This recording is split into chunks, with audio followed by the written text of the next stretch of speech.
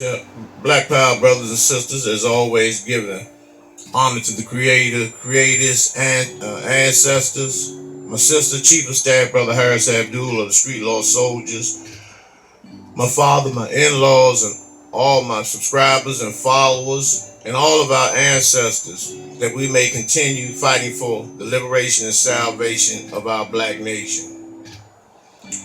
Uh, what I wanted to discuss today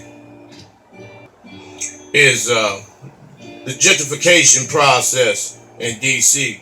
Really, if you really look at it, gentrification is nothing but the same thing that these Ice Age savages did when they came on these shores. They robbed, pillaged, killed, murdered, raped, and took the land. And so gentrification is the same exact thing, and I'm going to show you. And this is Washington D.C. You know, we get excited when we see new stuff. That's how black people are. This is the overlooked view of Washington D.C. Washington D.C. And in the from the 30s, late 30s, early 40s, and up, there were always black-owned businesses. The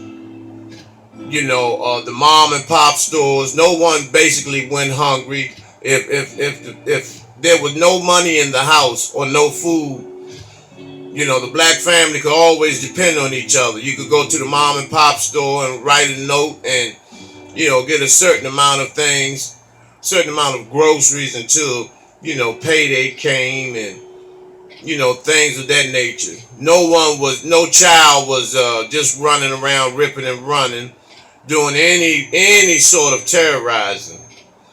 And so excuse me, no child did any sort of terrorizing or anything of that nature, because the community would involve themselves into that situation. In other words, somebody else's parent will whoop your ass if you were out of bounds or out of line or disrespectful to somebody else's family or parents. That's how the black community was. Strong, very, very strong.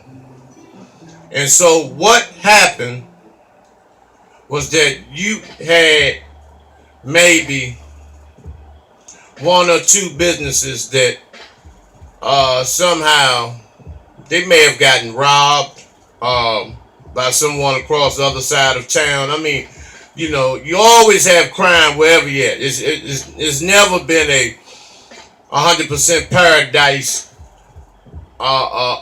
community anywhere except in white America. However, the black communities began to buy out and give and sell their business to the white so-called imposter Jews. And so once they got whiff that blacks were willing to sell their businesses that's been handed down generation to generation to generation, that they begin to just clean up, take over. So with that, next thing you know, the invasion of all sort of ethnic groups. Because what happened when the white so-called Jews bought the businesses, what they did was sublease the establishment to the Koreans and others. And so that's how you had the disintegration of the black community. Part of the destruction of the black community. Gentrification is like a dropping a bomb on a city or a particular part of a city, and the bomb doesn't completely go off at one time, but it goes off in fragments.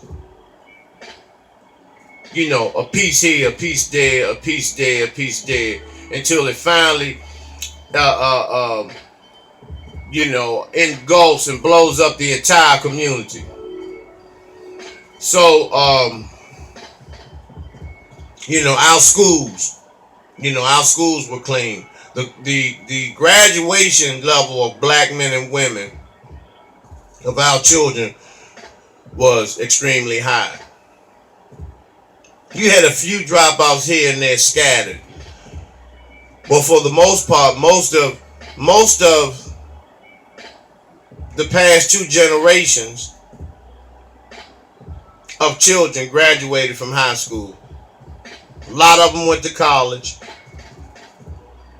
and continued on. Now that the black man and woman pursues college, white America makes it extremely more difficult for them to enter college, such as a student loan, which, takes near sometimes decades to pay back because of the interest that's on it. It's like going to a loan shark, getting a loan, with 25 to 50%, 25 to 50 cents on the dollar that you have to pay back. This is what white America does to the black community. So it makes it extremely hard for a lot of our children to enter college unless they have a superior GPA. But I'll get back to that.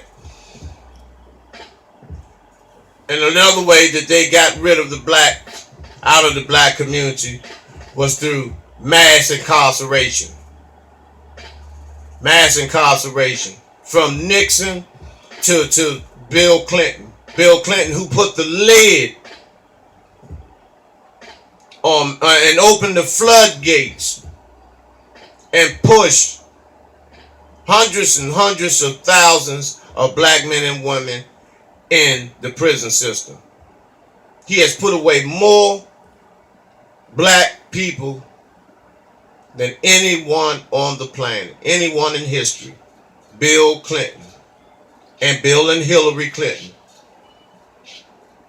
So there's no way you can call the black youth a predator and an animal and a monster in 1992. And then when you run for president, all of a sudden you have this epiphany where, this awakening where you no longer see the black youth as an animal. No. You can sell that to somebody else. But mass incarceration and the flooding of crack cocaine into Washington, D.C., which drove the black man, the black youth, and the black man into the cemetery and into a prison cell. Maintaining a job for some black men was nearly impossible, based on the fact that it was crack on every corner, that there were bodies laying, all black bodies laying everywhere.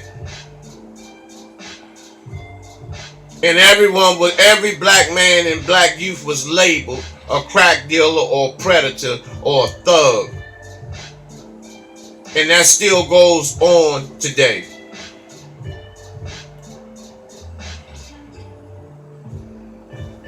The CIA. I hope you can see the pictures clearly. Cocaine import agency. And really that's what it is. Rick Ross was not the only one that the CIA put crack in the community in which he lived in. It didn't go like that. The CIA put crack cocaine all over the United States, specifically in the black communities. The white communities were not infected with crack cocaine. Just the black communities all over the country from the CIA. And basically you had kingpins, drug kingpins, black drug kingpins in every city. See, this was strategically designed so that black men can be labeled these kingpins and gangsters. But you never hear about organized crime and the so-called those guineas and the mafia. You never hear anything about them because they get passes for everything. And they do more killing, more drug dealing than any black community in the country. But you never hear anything about them. Because they own the trash companies. They're in charge of all the dairy products, the garment districts. They in conjunction with these so-called white Jews in the diamond industry, the diamond business, the Oppenheimers, the De Beers, who have cornered the market in the diamond business, where they go to Africa, cut off the limbs of our brothers and sisters over there in the continent, force them to dig up diamonds. And if they catch them with any type of diamond dust or anything, they are mutilated and murdered. And they take these diamonds and come over here and sell them for millions and millions and millions of dollars. While our brothers and sisters over there that are digging, and some have one arm, one leg, one hand, they're not paid. So, and even the Koreans have gone over to the continent to try to corner the market, selling African clothing, African garments, African artifacts. But nevertheless, we'll get back to that shortly. Give me a second. And in D.C., I'm quite sure everybody heard of Rayful Edmonds, and there was a Rayful Edmond in every black community during the time the crack epidemic took place. And what they did with these gentlemen is they gave them forever in jail. Now follow me on this. The devils give them the drugs, allow them to sell the drugs, make millions and millions, sometimes billions of dollars, take the money back, allow them to have some toys while they're making the devils rich, take all the money back and give them forever in jail, in prison. And this still goes on today.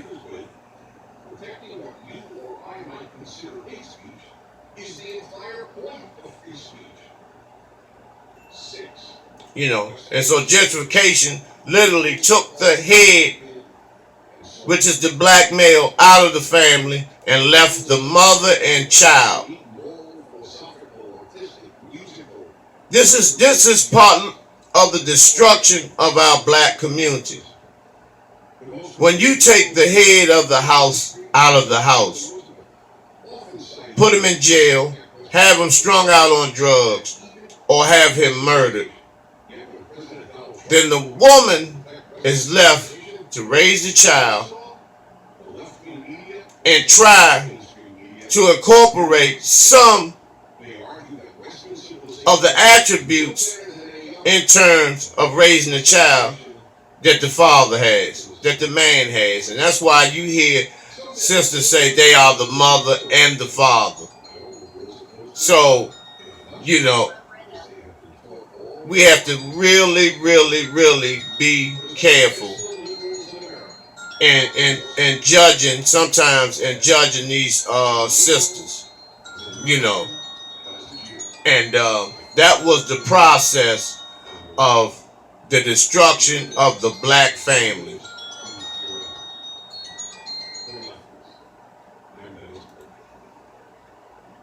And so what happened, they replaced that with this, homosexuality, which is the order of the day. One of the most respected cultures in the world today. And here you have 3 strong black children with 2 white homosexual devil males being the mother and the father of these 3 strong black children. And so, what are they going to learn? What has to be drilled in their heads to make them accept that a man can be a woman also? These are the lessons that especially the boy is going to learn. And so whichever way he chooses, he's in a no-win situation. Because 2 things are going to happen. He's going to either think he's white or he's going to become gay. And see, this is part of the big grand scheme of things in terms of this diabolical process to destroy the black family. No family, no community. And see, this is the type of shit that they're giving the green light on. See, the Pope does this shit. You know, they are supposed to be the vicar of Christ and sexless. They haven't had sex with a woman, but they have had a whole ton of sex with little children, with little boys. They call it agape love, where it's same gender loving, which is one of the sickest behaviors in mankind today. One of the most despicable, sickest behaviors in mankind today. One of the most sickest, deplorable behaviors in mankind. I had to say that more than once, so you know some of you can understand and feel what our babies are going through in terms of being sexed up and sexed out. And see, this is once again, this is the sick, diabolical plan to eliminate the heterosexual black male out of existence.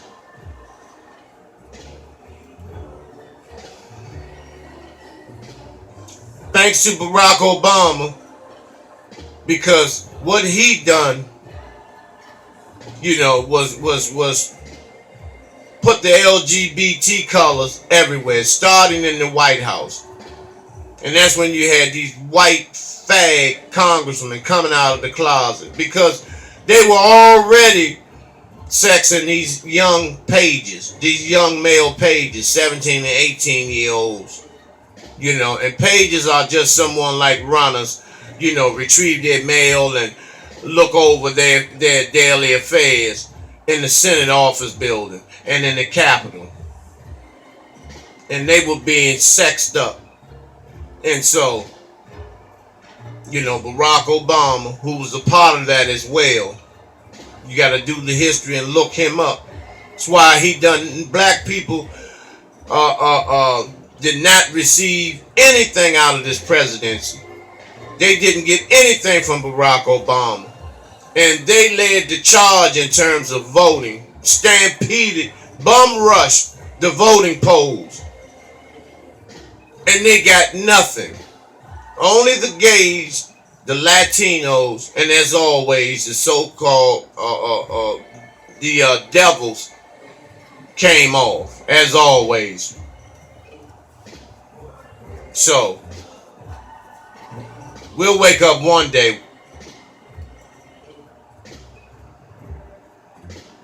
now talking about the police.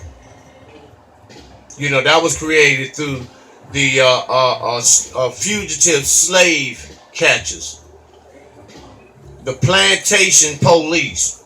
As you can see, that's an original plantation police badge.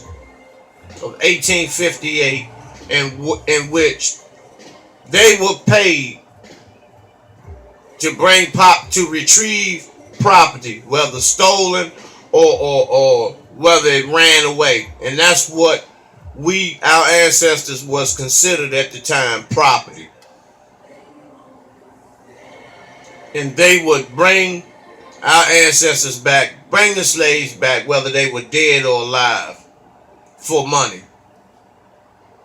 And so that mindset never left the so-called police department, because the black male is still looked at as property, and the black woman as well.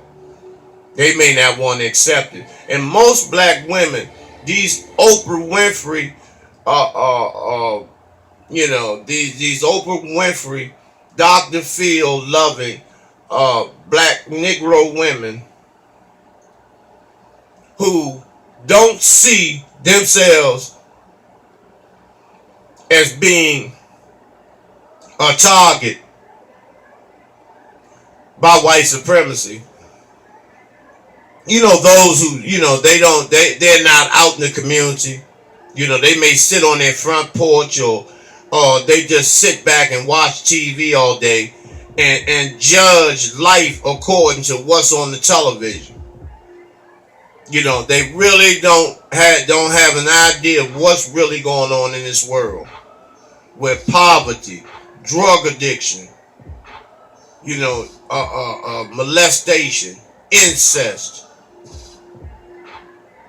prison industrial complex, unemployment, disease run rampant in the black community. But some of you Negroes look and you watch Judge Judy, Ellen DeGeneres, Dr. Phil, Oprah Winfrey, Ayanna, and all that other bullshit. It keeps you mentally and emotionally paralyzed, where you are numb to the struggle of black people. But nevertheless, this is how the police began, by catching slaves. And as always, I need not tell y'all that niggas help bring slaves in too. We always had those type of niggas. We always had them Samuel Jacksons. Every plantation had them. And today, every workplace had them. Every community has them. Where you got niggas, whether they're young and old. Sometimes, unfortunately, some of these young black men can be sort of slow, mentally challenged. A lot of them ride bikes with helmets on, thinking that they are the police. Actually thinking that they are the police. And they're definitely informers, but they're mentally challenged. But I'm not talking about those. I'm talking about the average nigga who has been broken by the system of racism, white supremacy. They are broken men.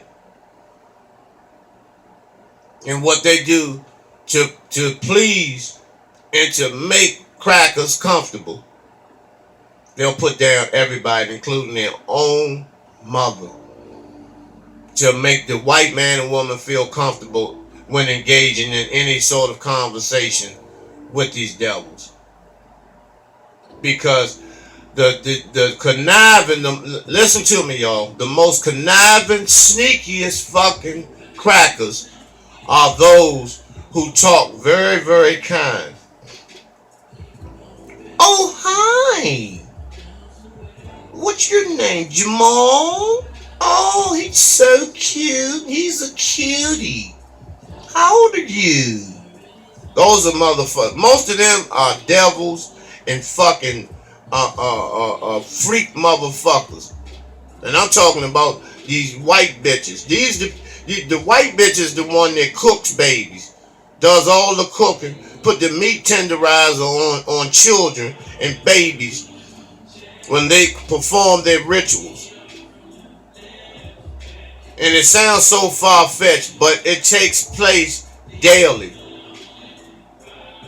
They take these infant babies, sometimes aborted fetuses, and cook them and eat them, part of a ritual. If you don't participate, you lose all your riches. You have to prove that you can be trusted. You have to show your loyalty by taking a plate with corn on the cob and a slice of a human.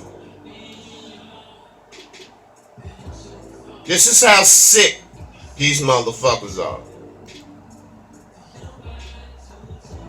This is one of the brothers that refused to be captured. Refused. See, we had a lot of them that bucked. During the time of slavery, it was like guerrilla warfare daily. Everybody just wasn't singing and pulling cotton. A lot of people were running. Harriet Tubman, the great Harriet Tubman, was not the only one leading underground railroads. They were all over. Hers was the most effective and the most known, but you had smaller ones. You had smaller networks. That's how maroon colonies were built. See, the Maroons were nothing but runaway slaves that created civilizations down in the swamplands from Maryland to Florida.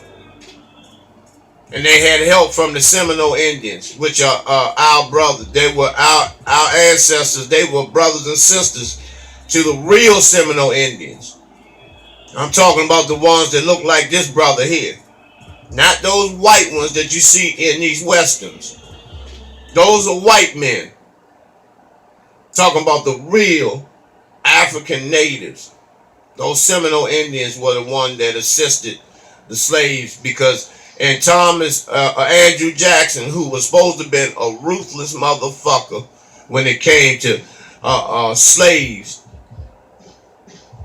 he did not bring his motherfucking skinny face ass down in the swamplands where the maroon colonies were. They would have tore his ass up. And another tidbit to show you about the maroon colonies that they stole, that Hollywood stole, was when Arnold Schwarzenegger in Predator planted himself in the mud and got the Predator. They got that from the maroon.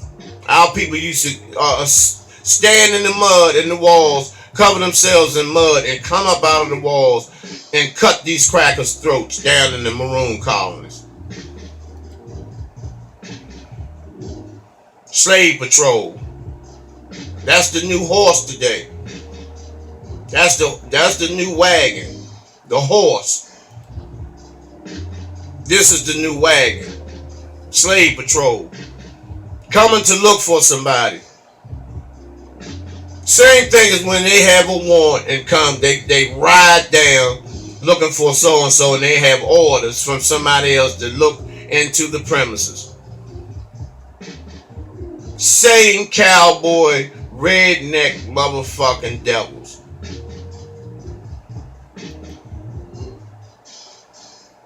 And these are just some of the victims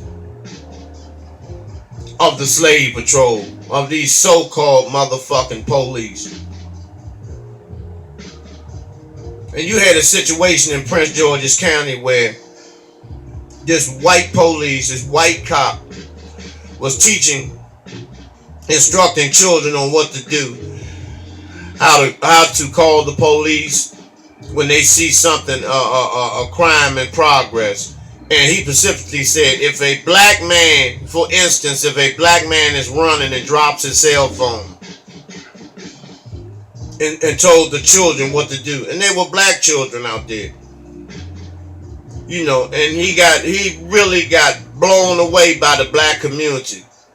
They responded fiery, and guess who takes up for his motherfucking cracker ass? A bed wench. said he didn't mean to say what he said. And he was talking about her. She was included. I don't know why she thought she wasn't included. Live television executions. This is all the Eric Gardner case was. A live execution on television. But one of our brothers was choked to death. Live execution. Where you actually saw him dead on the ground. Eyes wide open. And the motherfucking cracker was acquitted. Now look at this. You see, tell me that if you see any self-defense or anything of that nature, or is he just, now he's already on the ground. He's getting choked out till his tongue pops out of his mouth. You know, and niggas will quit him. Because this is what they do. They get this nigga. You see the family, you know, the things that they want to say, they're not allowed to say because they have signed the contract stating that they'll stand back and let this motherfucking, you know, chicken wing special eating motherfucker, Al Sharpton, you know, supposed to be a reverend, but I never seen him conduct a sermon or have a church. But he's a reverend. And what he does is create the commotion in the street. And the crackers tell him he got 20 minutes to get them niggas home. And so they'll holler no justice, no peace for a couple of hours. Maybe a celebrity or two will come down and join in. And then Al comes in and tell them, let the law prevail. And then, you know, they take their anger home and take it out on each other in the community. And that's why every time one of our brothers or sisters is murdered by one of these motherfucking pigs, after the rallies, there's always killing in the black community. Based on this trick that Al Two-Tongue Sharpton, who plays the 50 on every motherfucking thing, you know, how he tricks our people, and we go for it every time. You know, even Eric Gardner's wife, she was tricked. At first she was on the media crying, hooping and hollering, you know, about how unfair it is. Then, when she found out that she's getting money, she goes on TV saying that she told her husband about going down there and selling cigarettes. But you didn't say that when he was bringing money in every day. Now, as I told you so, how you betrayed your own fucking husband and your children. And this is the reason why your daughters can't stand your motherfucking ass. Because of what you did to their father.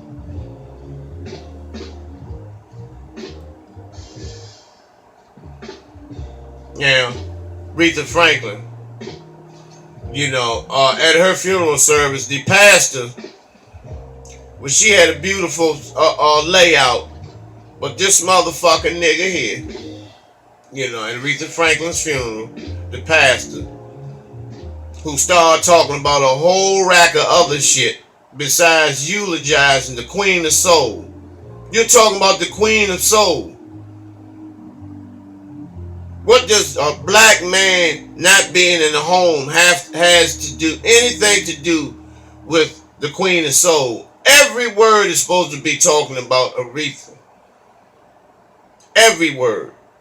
And then you know you get these old fucking you know these old church deacons to stand beside you like they fucking henchmen.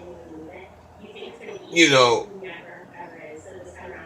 To support this bullshit instead of them pulling your ass up and saying how wrong you were, because you lucky Aretha's nephew didn't slap the shit out you. Because that shit was totally wrong. And I said that they was going to have these civil rights all-stars and all these Jennifer Hudson and all these motherfuckers singing. I told you all that way before the funeral service was even thought about.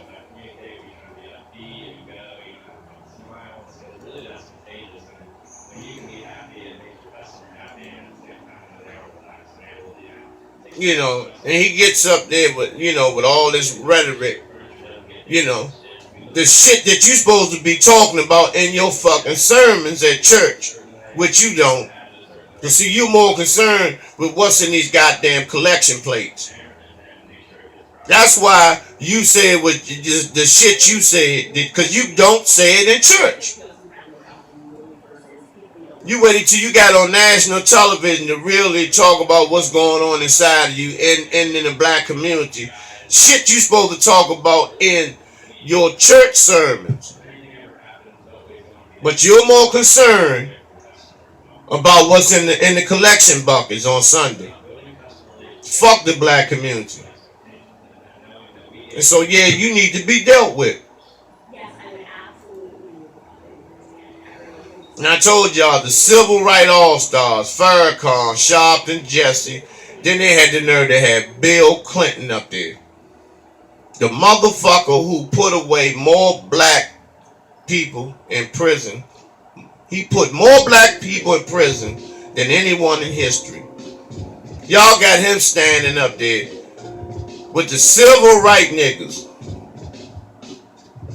that don't do anything, but all they're worrying about is shining for the naive, slow-minded motherfucking Negroes.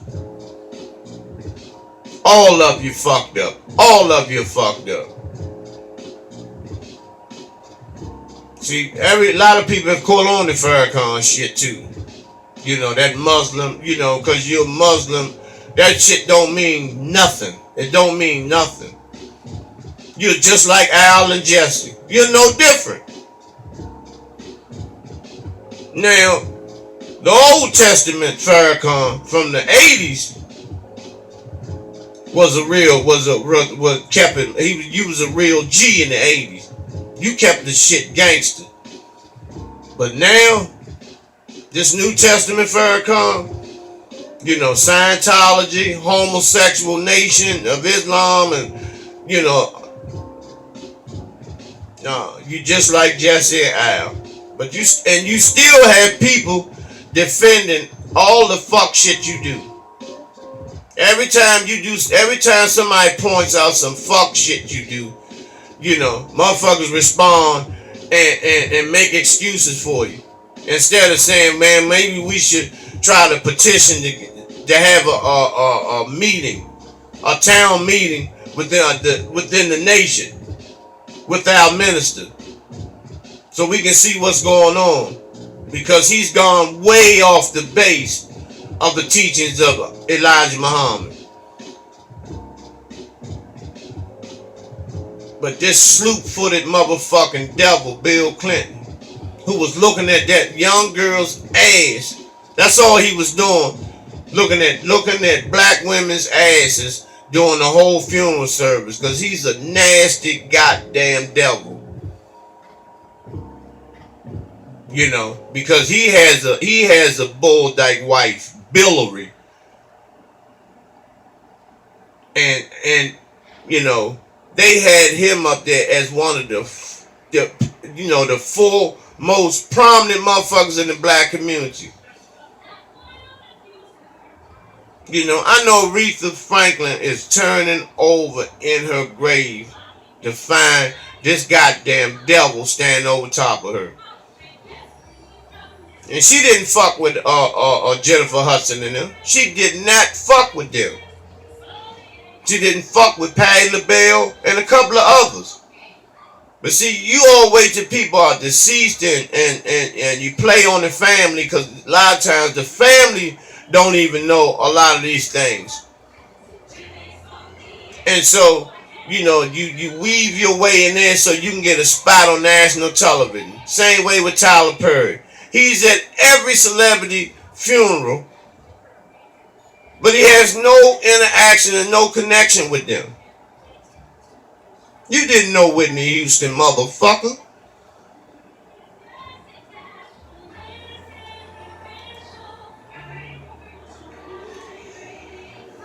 You know, so those are the things, you know, brothers and sisters, that I'm trying to get across to you all so we can begin to, you know, start to, you know, bust this shit wide open so we can go ahead and work on what we need to work on, you know. And that's enough out of me for this video. I'll be getting back with you all shortly, very shortly. So until then, brothers and sisters, I hope you've got something out of this. Hotel Black Power.